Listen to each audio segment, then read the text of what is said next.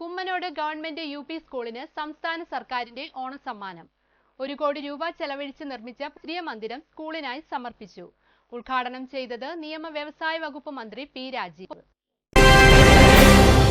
കുന്നത്തുനാട് നിയോജകമണ്ഡലത്തിൽ ശതാബ്ദി പിന്നിട്ട വിദ്യാലയങ്ങളിലൊന്നാണ് Kummanode government UP. School. കുട്ടികൾക്ക് കൂടുതൽ സൗകര്യം ഒരുക്കുക എന്ന ലക്ഷ്യത്തോടെ സംസ്ഥാന സർക്കാർ പ്ലാൻ ഫണ്ടിൽ നിന്ന് 1 കോടി രൂപ ചെലവഴിച്ചാണ് പുതിയ മന്ദിരം നിർമ്മിച്ചത്. പുതിയ മന്ദിരത്തിന്റെ ഉദ്ഘാടനം നിയമ വ്യവസായ കയർ വകുപ്പ് മന്ത്രി പി. രാജീവ് നിർവഹിച്ചു. ഈ പഞ്ചായത്തിലെ കുമ്മനോട് യു.പി. സ്കൂളിന്റെ 1 കോടി മുടക്കി നിർമ്മിച്ച പുതിയ കെട്ടിടം അവിടെ നാടമുറിച്ചു, നമ്മുടെ വളർത്തും കൊടുത്തി ഉദ്ഘാടനം ചെയ്ത കാര്യം ഔപചാരികമായി പ്രഖ്യാപിച്ചു. ബഹുമാന്യ MLA ഞാനും മറ്റൊരു സ്കൂളിൻ്റെ 2 കോടി മുടക്കിയ കെട്ടിടത്തിൻ്റെ ഉദ്ഘാടനം നിർവഹിച്ചിട്ടാണ് വരുന്നത്.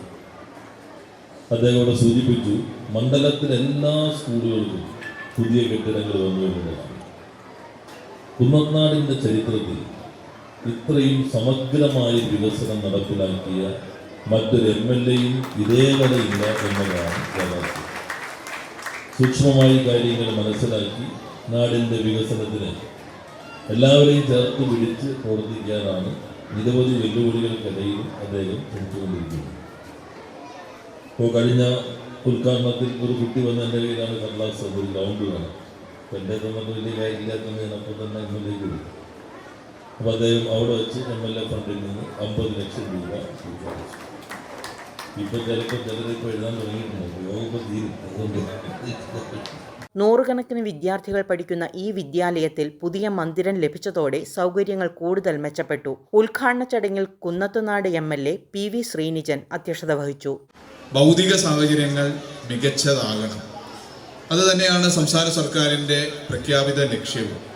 പൊതുവിദ്യാഭ്യാസത്തെ ശക്തിപ്പെടുത്തുന്നതിന് വേണ്ടി കഴിഞ്ഞ 9 വർഷം കൊണ്ട് ഏകദേശം 7000 കോടി രൂപയാണ് ഗവൺമെൻറ് കിബി വഴി നമ്മുടെ സ്കൂളുകൾക്ക് നൽകിയത്.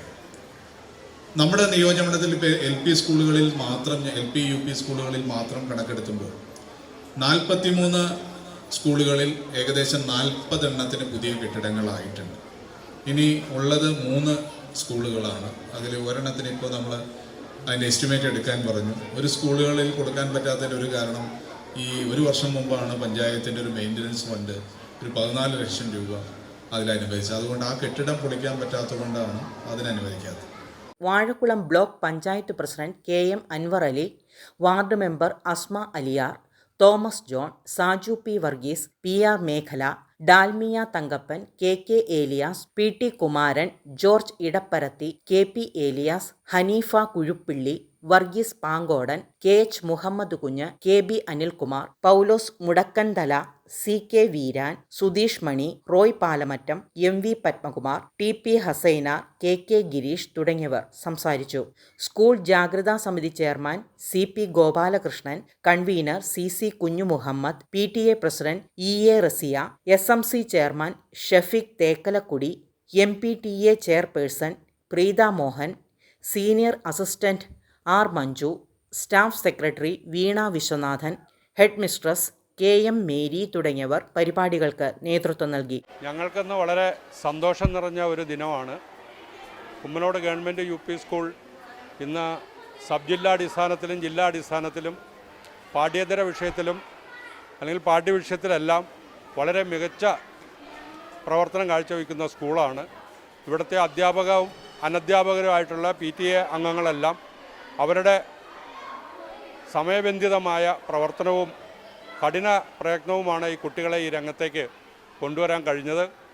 100 വർഷം പിന്നിട്ട ഈ സ്കൂളിന് ഇപ്പോൾ ഗവൺമെൻറ്റിൻ്റെ പൊതുവിദ്യാഭ്യാസ യജ്ഞത്തിൻ്റെ ഭാഗമായി പദ്ധതി വിഹിതത്തിൽ നിന്ന് നമുക്ക് 1 കോടി രൂപ അനുവദിച്ചുകൊണ്ട് ഒരു പുതിയ കെട്ടിടം അനുവദിച്ചു. വളരെ വിശാലവും വളരെ ആധുനിക രീതിയിലുമാണ് ആ സ്കൂൾ കെട്ടിടവും ക്ലാസ് മുറികളും പണി തീർത്തിട്ടുള്ളത്. കുട്ടികൾക്ക് വളരെ പഠനത്തിന് ഉപകരിക്കുന്ന രീതിയിൽ വിദ്യാഭ്യാസ രംഗത്തെ മാറ്റങ്ങൾക്ക് അനുസൃതമായിട്ടുള്ള ഗവൺമെൻറ്റിൻ്റെ കാഴ്ചപ്പാടിന് അനുസൃതമായി വിദ്യാർത്ഥികളെ ഉയർത്തിക്കൊണ്ടുവരുന്നതിന് വേണ്ടിയിട്ട് ഈ സംവിധാനം ഉപകരിക്കും. News desk media city Perumbavoor.